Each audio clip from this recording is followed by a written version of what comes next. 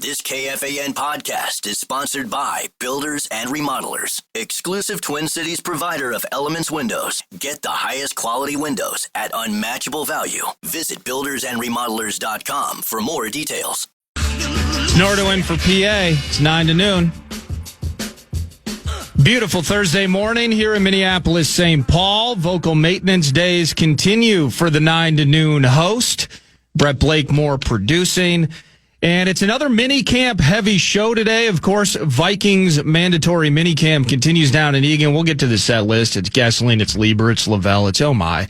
But we have to start with some Covenant claps for Byron Buxton. And Semien to left center field in the alley. Buxton on the move. Byron will get there! Diving play by Buxton in left center field. He saves at least one, if not two runs, ending this third inning. Now, Brett, you're familiar with this, correct? Where when we do Covenant claps, we turn our mics on.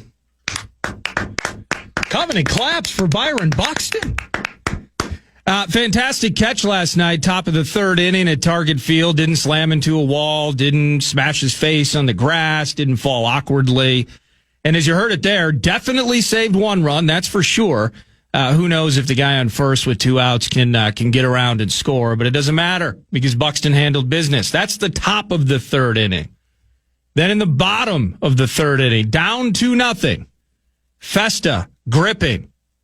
Buxton at the plate, handles business for his pitcher. And the 2-2, a swinging fly ball left center field. Evan Carter going back. He will turn. Back it goes and gone. Byron Buxton with a tape measure shot to left center field. One swing of the bat, and the Twins have a 3-2 lead. 479 feet demolished by the buck truck. Big thanks to Provis and Company, Twins Audio Network. They just call it TV. But thank you to Provis. Terrific work. 479 feet, you heard it in the highlight there, courtesy of Provis. Aaron Judge has to bend the knee to that Buxton blast. Just crushed it. 3-2 lead. Twins never look back. And specifically with Buxton, if you were listening yesterday, extended conversation with Dan Hayes of The Athletic. You know, I hate to kind of joke about this, but it's kind of throughout the entire conversation, it never entered my mind even once. Like, how about the nagging injury? How about this? How about this asterisk next to a player that we love watching when fully healthy, Byron Buxton? Just didn't even enter my mind because he's been doing things like that really over the last couple of weeks here. In his 10 games since he did return from that concussion, he's batting .350, .938 OPS, stolen a few bases along the way, 14 RBI in that mix as well. Correa's back maintenance. Royce Lewis drowning at the plate right now. Please, Royce, find your way again. Buxton's been that rock that we needed for a team that really, you know, loving that 13-game win streak, and people were making parallels. 2024, you start out struggling, then you go on the long streak. 2025, very similar, right? Team's been middling a bit since that 13-game win streak about a month ago. Baldelli, Rocco on Mr. Buxton and Mr. Festa. We saw some things from our center fielder that you probably won't forget. Pat on the back to everyone who was at the ballpark tonight to be able to watch what he did out there. One of the more mesmerizing performances that you'll ever see on a field. So he did that. That was great. David Festa did a really, really nice job out there. Pitched, gave us 6 really good innings. Last 3 innings he threw were really sharp. Threw a lot of really good individually executed pitches just over and over again. Yeah, he did indeed. He did go 6, that being David Festa. He calmed down and shut it down, really. I think 3 hits over those 6 innings. And Festa, I believe I saw a quote yesterday kind of mentioning the confidence that Buxton gives him, what it means as a pitcher when a guy behind you does what Buxton did in the field, top of 3. And then, of course, it doesn't hurt when he gives you the lead back with one massive Herculean swing in the bottom of the inning. So David Festa and basically the squad yesterday riding the back to victory, the one-man wrecking crew that was Byron Buxton. And you get 3 more a couple innings later. You put it out of reach. You shut down the Rangers, and you wash your. That's the cool thing about baseball, day-to-day game, right? 162 of them, 16-4. Simeon Woods Richardson doing the St. Paul Shuffle to Minneapolis and just getting hammered on, and then you're able to kind of wash your hands of it a day later. Now, does this mean that the Minnesota Twins have an answer in the post-Pablo universe for the next 10 to 12 weeks? Well, probably not. But we get to celebrate it for at least one day. It's Bailey Ober going today. It's a nooner at Target Field. Some tough news. You Twins fans have been you've been worried about Mr. Alcala. Well, they traded him yesterday. And speaking of the Dan Hayes conversation, I got to give Dan Hayes credit for this in mentioning that maybe a change of scenery, and maybe that was a little foreshadowing, a clue, if you will, from the gentleman who covers the Twins for The Athletic. Well, here it is. Change of scenery. Mr. Alcala, he's headed to Boston in exchange for a bucket of baseballs and a spring training game-used pair of Dustin Pedroia's batting gloves. So argue amongst yourselves in terms of what we got in return for Alcala's services. As I put it yesterday, and it's hard to, I hate ragging on a guy, but he seemed broken, really. A couple of productive years, 2020, I believe 2021. You're thinking this guy's going to be a contributor. And even started out last year looking like this makes sense. And as part of when everything's healthy and rolling, one of the better bullpens in Major League Baseball, Alcala fits, Alcala contributes. And somewhere in August, the train derailed, and it's been absolutely nothing short of putrid since. So Alcala goes to Boston. Maybe that change of scenery will help him. And Andy Lugo, utility guy, coming back to the Minnesota Twins in return. Won't pretend that I've even ever heard of Mr. Lugo. So that's where we're at with the Minnesota Twins. I felt that was the right way to start 9 to noon today, given what Buxton was doing on the plate, at the plate, and on the field. Now, beyond that, though, of course, great call, Nordo, on those NBA Finals. 4-point Oklahoma City lead at 36-32. McConnell, front court, beats Wallace out in the corner right. A three by Mathurin, perfect! Yeah, just no chance for Indy. Siakam defends. He drives to the left wing, and from there, misfires. Rebound, Nembhard after it. He got it, sends it to Halliburton. Up the floor to Siakam. He'll take it in. I mean, when you're thinking about supporting cast, you're looking for bench production. Well, OKC tops him every time. Tops or topping. Now drives forward with the left hand, floating to the glass. No, but Y-E-S as Toppin pulled it off the front of the rim and flushed it with two hands. You can't believe the ferocious defense of the Oklahoma City Thunder. Rebound to the grateful Nembhard over on the left wing. It was tipped in his direction. He grabbed it and laid it in. And then McConnell steals, and the Pacers get 4 quick points. In a matter of seconds, the game is tied with 8.5 to go. I mean, Halliburton, he's been awful through the first 2 games. He's got the ball now. Right edge of the arc. Here comes a three. Halliburton with 22 points. Timeout, Oklahoma City.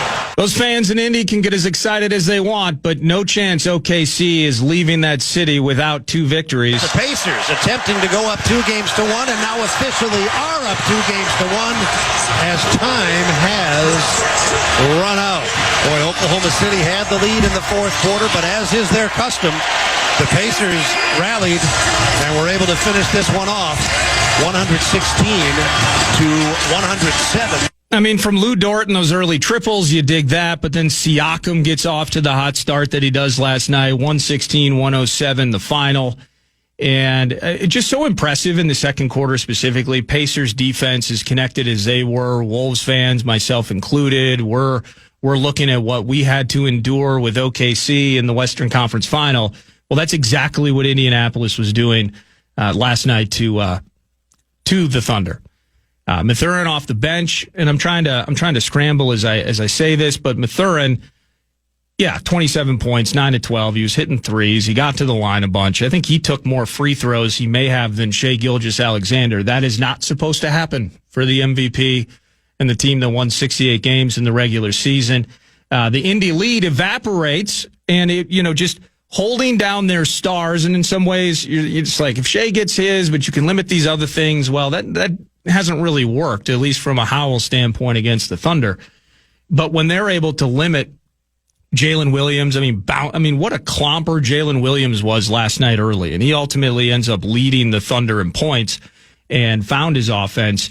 Shea, gets to 24 through attrition over the course, but 9 of 20, super inefficient, turnovers galore, 6 for SGA alone, and just the absolute suffocating defensive performance that the Indiana Pacers, excuse me. I don't know why I got Colts on the mind right now. What the Pacers did last night, there was a cool moment late. Miles Turner just absolutely dominating and frustrating and covering Chet Holmgren.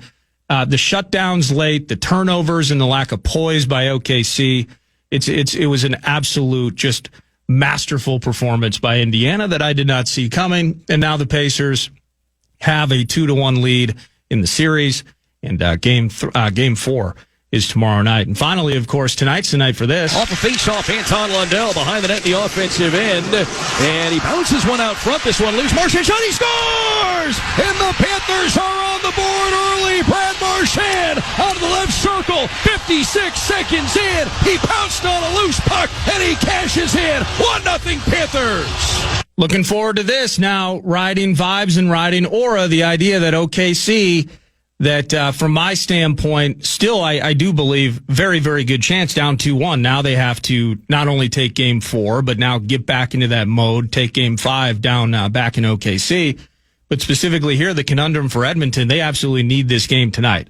Is it too flippant to say that if they lose game 4, they're down 3-1, that the series is effectively over? Or if they win tonight, are we back in business, that sort of thing? It's going to be awesome tonight down in South Beach. What happened at the end of game 3 was nothing short of embarrassing for the Oilers. But is this a situation where they mentally broke, or that was their version of just pushing that game off to the side and moving on to tonight? 7 o'clock, you'll get to hear that right here on your home for all sports. The Fan. Looking forward to that 7 p.m.-ish puck drop, probably some sort of pregame occurring in the neighborhood of 6:30, Brett? 6:30. All right, perfect. Let's do this. Let's get to the TimberTech set list because I want to jump to Minnesota Vikings minicamp. Starting next around the corner, Ben Goessling covers the Vikings for the Minnesota Star Tribune, startribune.com, and he's going to be in studio right around the corner. And then right at 10, weekly guest Ben Lieber. Ben Lieber will be in studio. Some more Vikings conversation with him. I will do kind of a potpourri check-in with Lavelle at 11. Looking forward to some takes and talkers from Wobble. And then some Vikings audio throughout the final hour that we'll sink our teeth into as well. So again, Brett Blakemore produces. I'm Nordo. That set list brought to you by TimberTech and TimberTech.com. Ben Goessling is next right here on The Fan.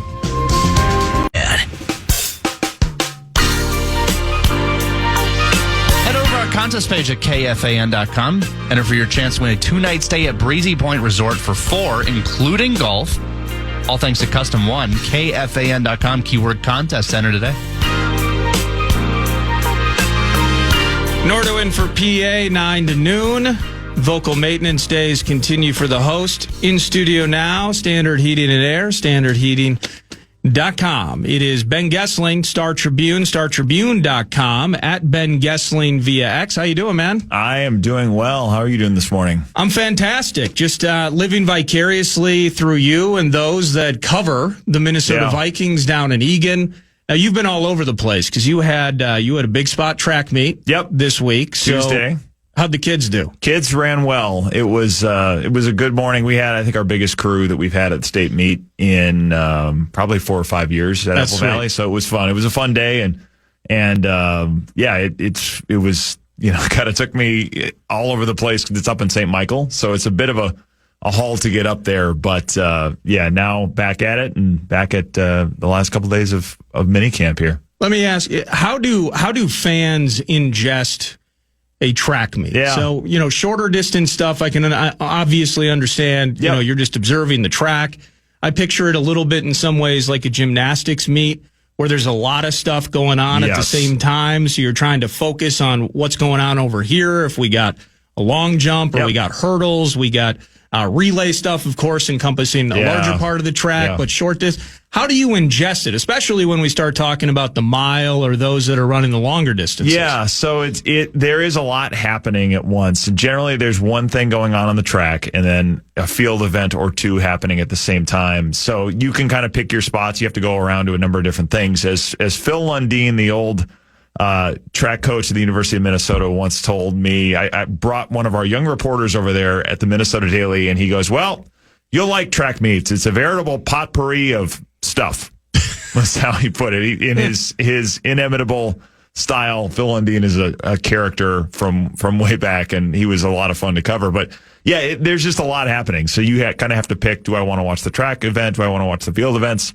Some of the field events are going on at the same time, whether it's long jump, high jump, triple jump, pole vault, those, shot put, discus, all those things. You kind of pick where you want to be. The nice thing up there is their setup. You can see what's going on the track, and if you sit high enough, you can kind of see off to the field events too. So you can take in a number of things at once. As far as how the differences with the races, there's more tactics, obviously, in the distance races in terms of how you're going to pace it and how you're going to play things. So it has a little longer to play out, and everybody says, oh, well, just watch them run around in a circle for a whole bunch of time. It's like the longest race is over in 9 minutes. Yeah. So it plays out quickly enough. It actually is, the ones that are 2, 3, 4 minutes long, you sit and think of watching those in the Olympics or watching the professionals do them on TV when they pop up. It's like, we talk about horse racing all the time, and it's exciting, and it's 2 minutes. It's very, very similar in terms of the viewing experience. It's just humans doing it. But a lot of those, I would contend, are actually fairly interesting to watch in the same way that we get into the Kentucky Derby and some of the things that we watch this time of year. Oh, that's super cool. That's cool. Well, congratulations to all your Apple Valley kids. Thanks. Not only for participating, but thriving. It's a super cool into their calendar, at least in 2025, which can be bittersweet for some of the upperclassmen, we should say. Yep, no doubt. Now, a lot of the upperclassmen in our case that were here this week are going to go on and compete in college. So it's nice that it's not the end of their careers. So that's a good thing. Well, good for them. Now, I have to apologize to them that despite the new settlement with the NCAA, that it appears unlikely that they'll have access to that fresh money pot. Yeah, I don't think that's going to happen. But, hey, an opportunity to compete at the next level. That's super sweet. Yes. Down to Egan, speaking of the next level, J.J. McCarthy's trying to get his shot and get ready to compete at the next level. Yep. 2 days of mini camp, the final one going today. What is your 10,000-foot view thus far of what you've viewed in Egan? Yeah, it's been, they treat this time of year probably differently than we've seen with teams in the past, where it's much more kind of passing camp. It's a lot of 7-on-7. There's not a lot of full team stuff happening this week, and it's a lot of teaching time, which they want to use this time of year to accomplish. It's much more, let's go through things at, either walk through speed or go through things sometimes in individual drills, position drills. So there's more space for a coach to come back and say, hey, this is what I saw in this play. What'd you think on this? And you have quarterbacks, in J.J. McCarthy's case, trying things sometimes. If everybody gets mad about the pick the other day that he threw, and there's a lot of things on that play where he is, trying to see if he can get something done or see how tight of a throw he can make, knowing that this is the time to practice this. This is the same thing you'll hear pitchers talk about in spring training a lot of, I was trying to work on a curveball here. I wouldn't normally throw it in this count and it got hit, but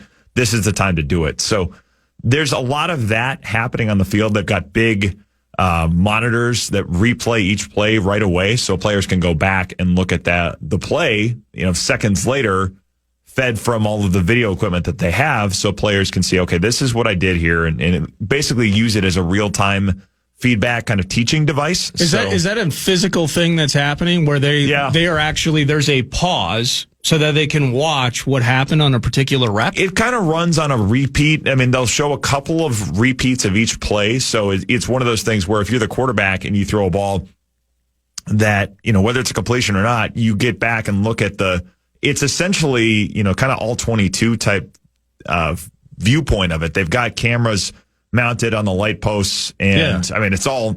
They got the scissor lifts up there. Yeah, and no more scissor lifts. Oh, they don't? No, scissor lifts are gone. They have all the cameras basically wired into the light posts, and everything is everything's so much full-time. smaller now. Yeah, it is. Remember, like a decade ago, Yes. back in Cato, you got some, I know very well. soul 40 feet in the air Yes. on one of those scissor lifts with the camera on his shoulder. I know the scissor lifts very well because on that field in Mankato, that was the only place to get any shade. Those 100%, fields had no trees, as you remember. So the beat writers used to huddle under those scissor lifts all the time because it was the only 3 square feet of any shade anywhere. So no, the scissor lifts are basically gone, and they've got, guys in little sheds that are working computers and that kind of stuff. But nobody's high up in the air. The cameras are, obviously, but nobody has to be up there anymore. So it's quite a bit better. And it does give players kind of that real-time feedback device. That's more of a Kevin O'Connell thing. I think that was something the Rams did. It's an idea he probably picked up from there. But well, that's what I'm curious, because I don't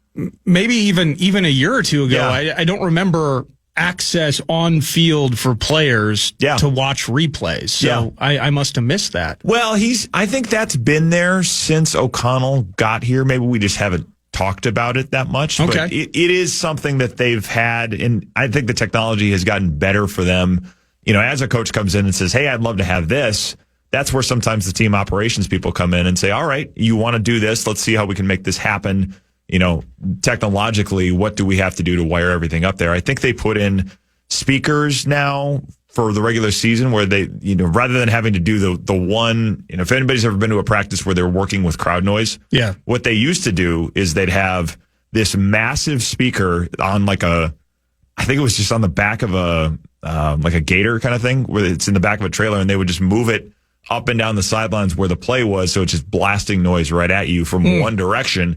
Now, at least in the Vikings case, they have all of the speakers wired into the lights or tied into the lights so that you can effectively create surround sound if you're wanting to be on the road. Or what they'll do sometimes for home games is the defense will practice with noise because they expect there's going to be a lot of noise at US Bank Stadium. So all of these technological things have made it easier for them to kind of get exactly what they want in practices. And this time of year, it's those teaching tools. During the season, it may be some of those sound enhancements to feel a little bit more game-like. But a lot of this is coaches saying, I want this, and operations people saying, okay, we'll go make it happen. Wow. That's super cool. Yeah, it's pretty interesting. And the fact that, at times they put you, the media, and, even us on our perch, we're like 5 fields away from what's going on. Right. Can we get a TV so we can see some replays from 100 yards away as they are practicing? Christian Darrisaw out on the field. Yep. That feels like that, among maybe several newsy items this week, I think Darrisaw being out there and participating in physical activity seems newsy. Yeah. That's kind of cool. How'd he look? Yeah, he looked good. I mean, it was just in a little bit of drill work on Tuesday. So we did not see him yesterday, which I think is kind of part of the plan. I think they're kind of just giving him doses of this, but they are optimistic about where he's at. I think I don't expect you're going to hear anybody give like concrete timetables of, day one, we expect him to be full go. I don't know that you'll hear those kinds of pronouncements from Kevin O'Connell, but the sense I get from, just behind the scenes is that they're pretty optimistic about the progress he's made. I think the fact that he was out there is certainly a good sign that he has done enough in his rehab to get to this point where he can do a little bit of, even if it's walkthrough type stuff, he can be on the field. He's not, having to sit back in a room, and it's not at a point where he has to kind of just focus exclusively on rehab. He can do a little bit of, work on the field where he's with Donovan Jackson, he's with Ryan Kelly, he's with new offensive linemen, and kind of able to at least talk through things in that setting, which I think is probably something they feel is valuable and going to be beneficial for the long term. There'll be plenty of time to work on these things, but the more you can do that and the earlier you can do it, I think that's a good thing. So, yeah, it seems like all systems are operating as they would hope for them to be with him at this point. That's Ben Goessling, Star Tribune, StarTribune.com. We're going to pause now. When we come back, we're going to go for one long segment on everything that's going down in the Egan and all the takes and talkers that are arising here during mandatory minicamp. It's Nordo in for PA on the Fan.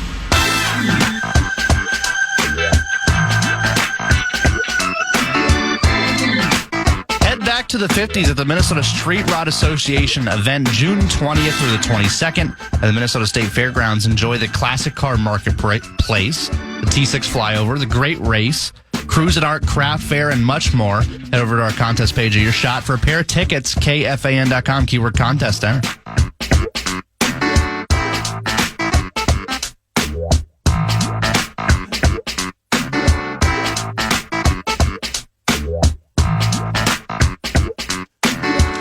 .36 a.m. on a Thursday.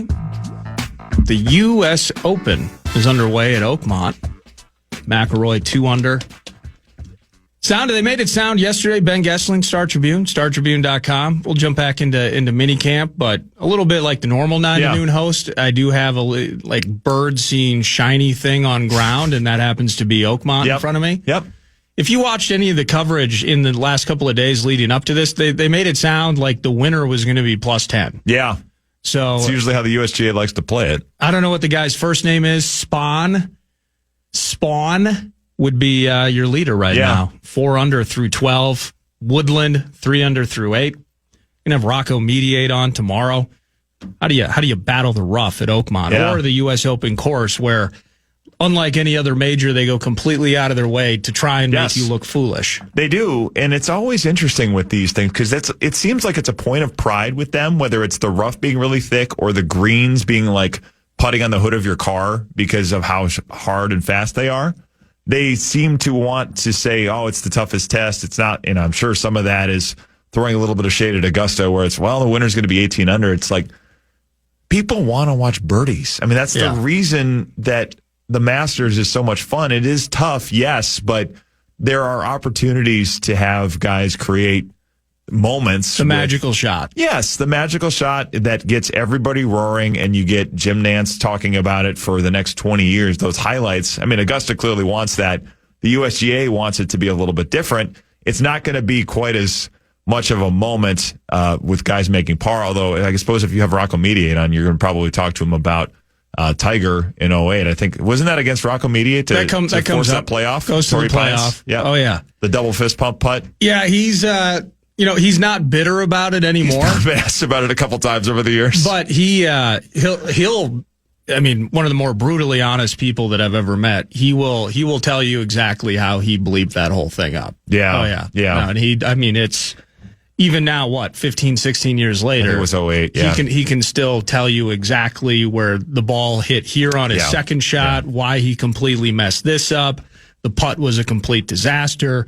And once I looked at Tiger and I knew we had to play more, it was about done. Yeah, I mean, the photographic memory that golfers have, I mean, the times I've covered it over the years, that guy is like, at 16, I hit a 7-iron within 8 yards. I was trying to put, another yard or two on it, tried to play it a little bit where it would go, just get a little more on it. Didn't quite get it exactly where I wanted and made the putt. It's like the level of detail they can recall everything with is always pretty remarkable. So the fact that he's doing that, and I'm sure that tournament is burned into his memory for a lot of reasons, but and he's probably had to rewatch it a million times because that Tiger moment, because I think that was the one where Tiger had a broken bone in his leg as he came through that. He was hobbling Tiger through the whole thing. Yeah, he was in the midst of the breakdown, but he hadn't been truly broken yet. As would take place, maybe was that 09 when we had the whole personal thing combined with. So this was like the last great moment before that. But yes, the degree to which golfers can recall things with that level of specificity is pretty impressive. I will say this though, the spectrum of it from, as you mentioned, Augusta. Yep. And these two par fives on the back nine, those are great eagle opportunities, and we're rooting for people to go for it.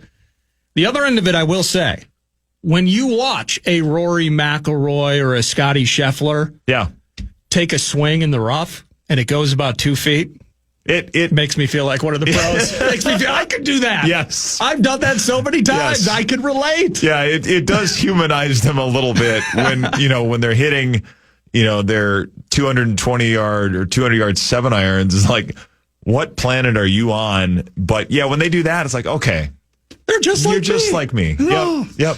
Oh, feeling so good. Just like Josh Oliver, who got re-upped.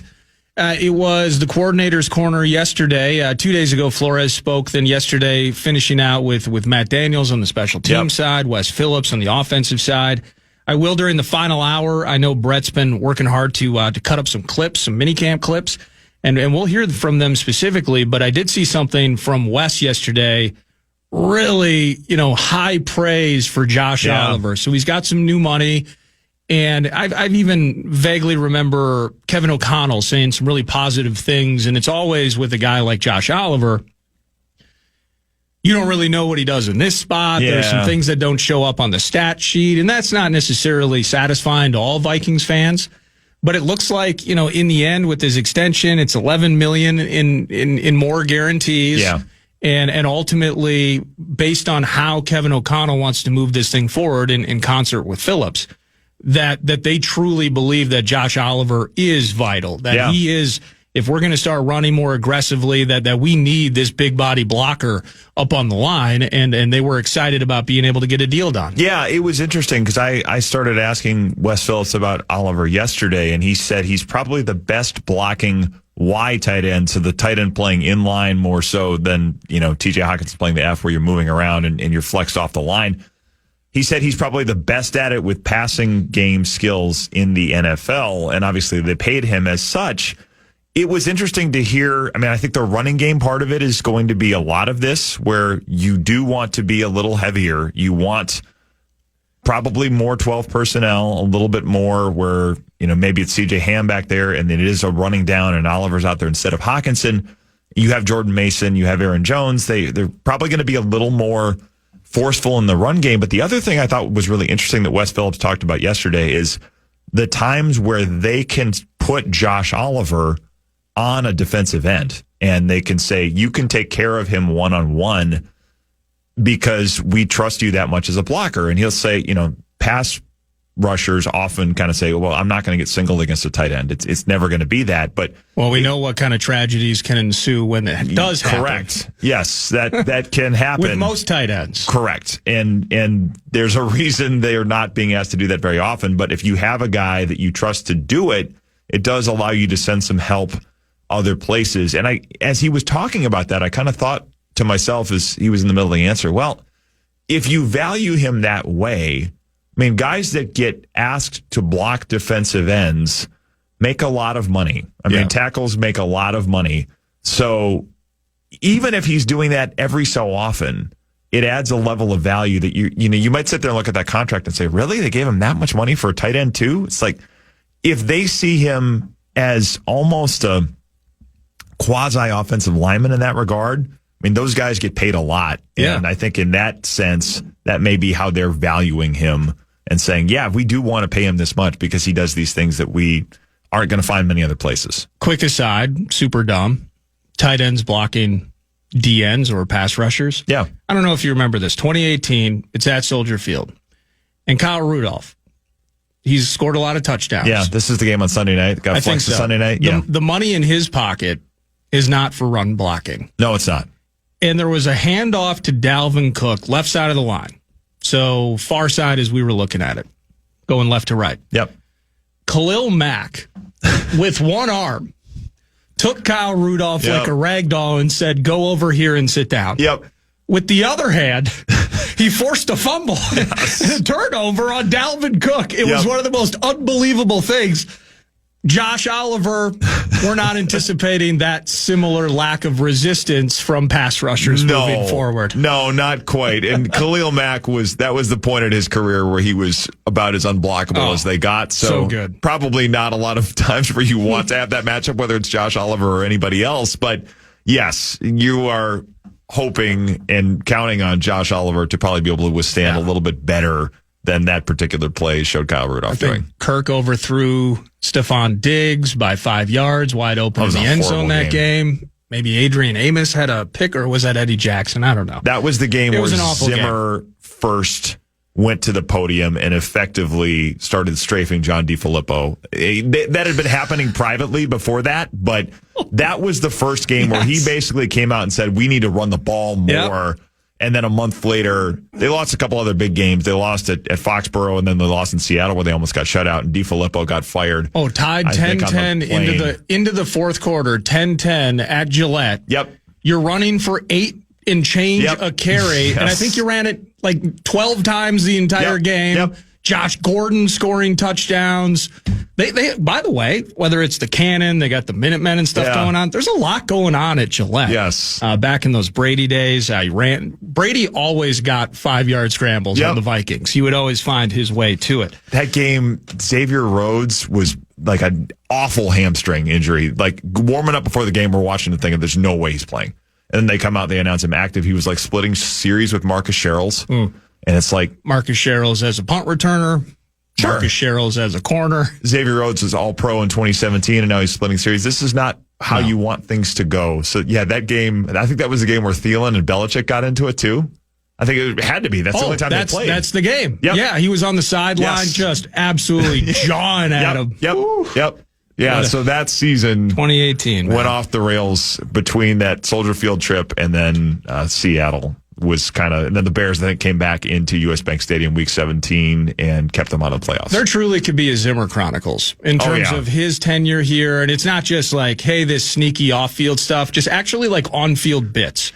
He's joked about that a lot. Like, I'm going to save it for my book. And I think he's said in recent years he's going to write a book. I don't know that he actually ever will, but I don't think so. There would be some things to tell. And I don't know how many, there would be a lot from his perspective too. As we've learned, he is, not shy about planting a Festivus poll when he wants to air some grievances. The world needs to hear my side. Yes. Yep. That's, I don't know about that every time. But I get you. But yeah, if he wrote a book, there would be some things in it. That's for sure. So when we're talking about Josh Oliver, and I was thinking about this again yesterday too, is how fundamentally different does this offense have to be to accentuate what J.J. McCarthy does really well? So, working out of the shotgun and, how we're, even just the functionality of what this thing looks like.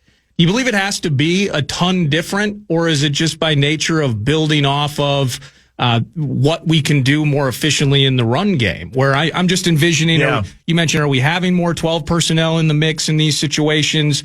Are we going heavier in spots? Are we doing 2-back sets? Is it going to be a lot of under center, play action, back to the defense type of stuff, boots, rollouts, things like that? I'm just curious just how fundamentally different this offense does or does not have to be to help JJ succeed. Yeah, I think it's going to look different in the sense that you're probably going to have less of it on the quarterback, at least immediately, where whether that's running the ball a little bit more often or some of the throws you're making are high percentage things where there's an obvious read, your first read is open or it's an easy throw. Not so much of I have to work. One's covered, two's covered. Okay, I'm going backside and there's the pass rusher coming and I got to, come out and read full field and try to figure out places to go with the ball in coverage. I think they want to make that transition a little easier for him. And as you probably would want to do for any young quarterback, I think that's probably where you'll see it. Some of the pass concepts may be a little less of the, quarterback having to work through 3 or 4 reads and kind of make the processing decisions on the fly. I think they feel like he can do that, but you just don't want to make it harder on a guy that hasn't played an NFL snap in the regular season yet than you have to. So I think you'll see some of those things where it looks a little bit different that way. But ultimately, they like his arm strength. They like his ability to move. They like his ability to, find space in coverage. And they like the weapons they have around him. So I think, especially as the season goes on, you'll probably see a lot of shades of the typical Vikings offense. And I think they feel like it can be pretty user-friendly. I think, Sam Darnold coming in and operating it as well as he did on one offseason is probably a data point they would use to say that, yes, this can be an offense that a quarterback can operate pretty quickly. But I think you will see some things where there are a few more kind of handholds. If you think about kind of the rock climbing metaphor, it will not be a wall where it's hard for J.J. McCarthy to climb it as maybe it would for a veteran quarterback. Okay. It would be a little less of a high difficulty climb. He's not going inverted or upside down. Yeah.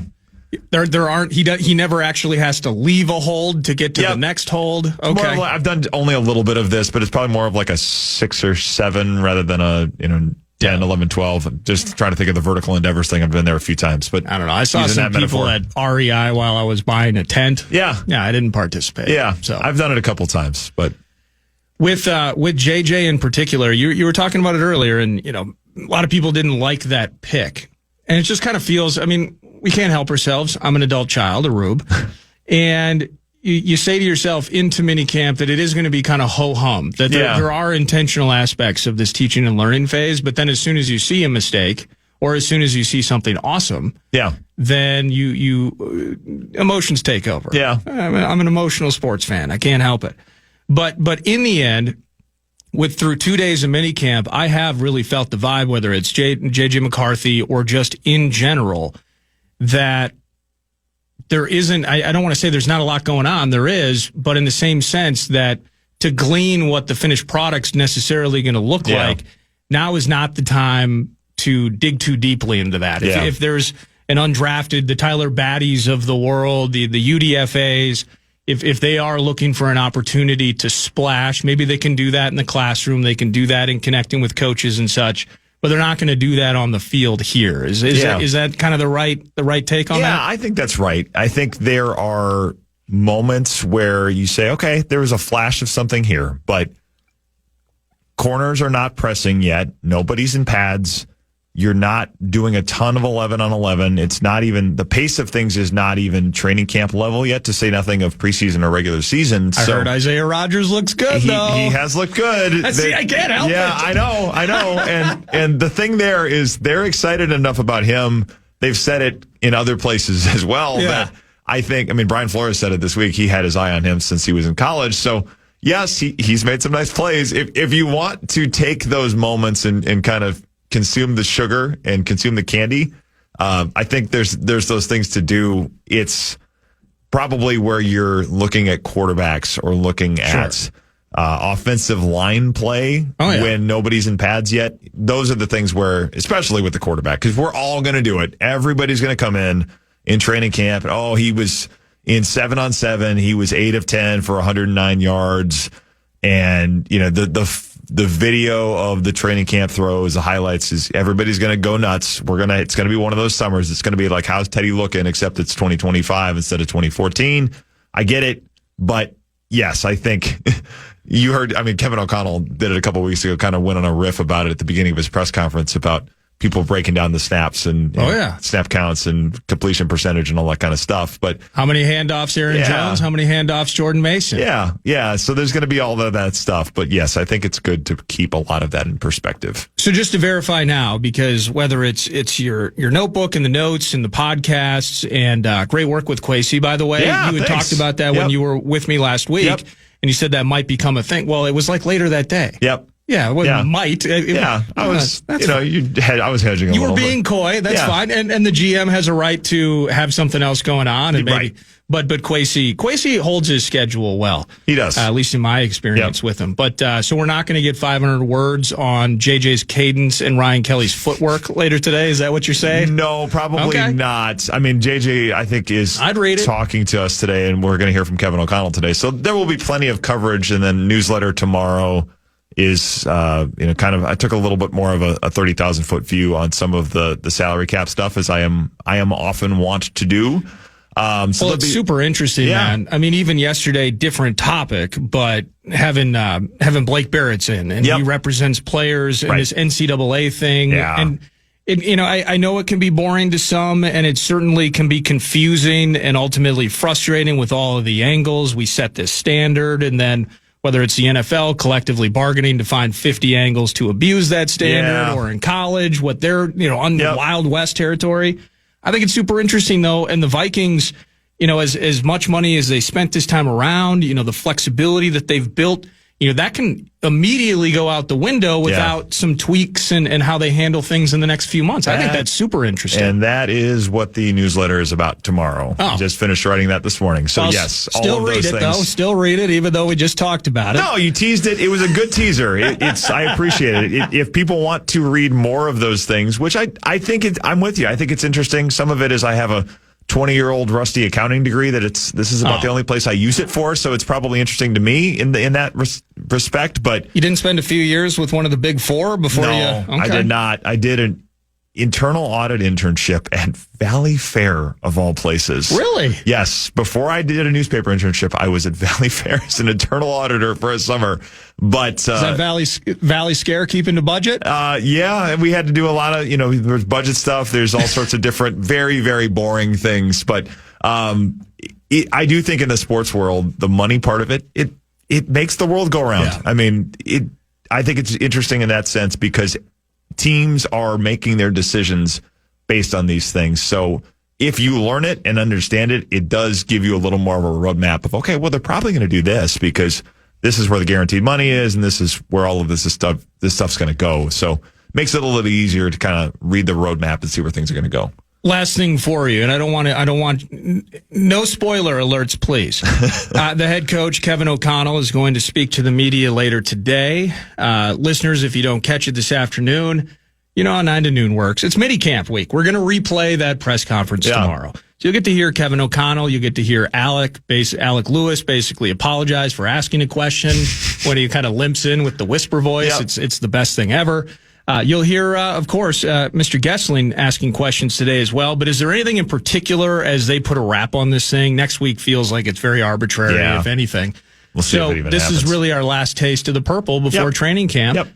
What piques your interest or what intrigues you maybe post-practice today that might be part of the conversation with the coach? Yeah, I mean, I'm sure there's going to be a lot of questions about the quarterback and how he's developed and kind of the overall off-season, what the curriculum has looked like. I don't think that's over. I imagine JJ will still be around for part of the off-season, but I'm curious to hear how he has evaluated JJ through this whole thing. I'm curious to hear what he thinks of the offensive line. We haven't seen the entire thing yet, obviously, with Will Fries working back from the tibia fracture and Darisaw kind of only working in spots, but I'm interested in those things. Fries is training camp time, yes. right? Okay, sweet. Yep. I think that's what we're going to see there is he'll be back for training camp, but you have to figure out a lot of those different things between that group. So I'm curious to hear about that. And then just kind of the overall makeup of this defense, I think is fascinating to hear the coach's perspective because there was, certainly an emphasis on the offensive line, but they wanted to spend on that defensive line too to get some interior pass rush. And you see more of these things play out as we go into the year, especially as you have guys coming back from injuries like Hargrave is and Jonathan Allen. That's going to mitigate some of the workload, but I'm curious to hear a little bit about what he thinks of those guys. And then Dallas Turner's progression. Is Dallas Turner going to be a bigger part of this thing in 2025? So to whatever extent we can learn about progressions from those types of players, that's kind of what I'm interested to hear today. What's kind of I think that's just probably the last time we'll talk to him until training camp in all likelihood. So interested to kind of hear how he puts a bow on the offseason. Super cool, man. Thanks for making the time today. Busy week for you. Yeah. And are you off now or are you straight to Egan? I will drive around in circles for an hour. I'll go home and do a little more, put a few more bows on the newsletter, get that turned in, and then be out to Egan for OTA or minicamp practice. Probably a podcast today, a few other things, and then you find a way to stay busy. And then we got to go for a long run this afternoon. I would keep that and just keep the Ryan Kelly footwork idea in your pocket. Yeah. You don't have to use it again. I'm not an editor. Yeah. I don't write for a living, so I'm just throwing that out there. 500 words. Ryan Kelly's footwork. Yeah, if we offered it, I'm sure they'd find space for it. Yes. People like their Vikings coverage. That's Ben Goessling, Star Tribune, StarTribune.com. You can follow whether it's the Vikings newsletter. They have podcasts, a ton of content on the Purple. They are running rabid right now with mandatory minicamp in play. Final day today at Ben Goessling via X. Thank you to Standard Heating and Air. Ben Lieber in studio next.